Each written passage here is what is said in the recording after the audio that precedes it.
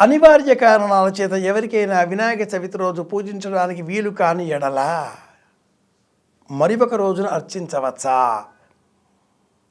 ఆ శౌచం, ఎవరో మరణించడం, ఎవరింట్లో ఎవరైనా జన్మించడం ఇలాంటివి ఏర్పడినప్పుడు దేవతారాధనకు దూరం ఉండాలి అంటారు పెద్దలు.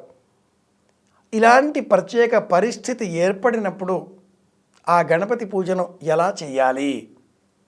మనం నిర్వహించకూడదు కదా, మరొక రోజున చేయవచ్చా? మరి ఒక రోజున చేసే అవకాశాన్ని ఈ వ్రతం అందించదు.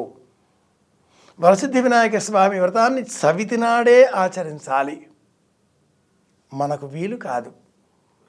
అలాంటి తరుణంలో మన పేరు గోత్రములతో ప్రత్యామ్నాయంగా మరి ఒకరు ఆలయంలో కానీ వారి ఇంట్లో కానీ ఏర్పాటు చేసి అర్చన కొనసాగించవచ్చు.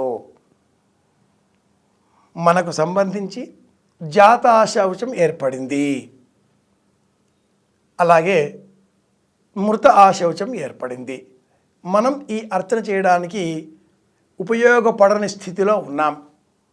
ఇలాంటి సందర్భంలో ఎదురింటివారు, పక్కింటివారు, తెలిసిన వారు, బంధువులు, ఆత్మీయులు, మిత్రులు, స్నేహితులు ఎవరైనా కూడా మన ఇంటికి వచ్చి పూజాగృహంలో వినాయక ప్రతిమ ఉంచి దీపారాధన చేసి లఘువుగా బెల్లం ముక్క నివేదనగా అర్పించి 2 చేతులు జోడించి నమస్కరించి వెళ్ళిపోవచ్చు.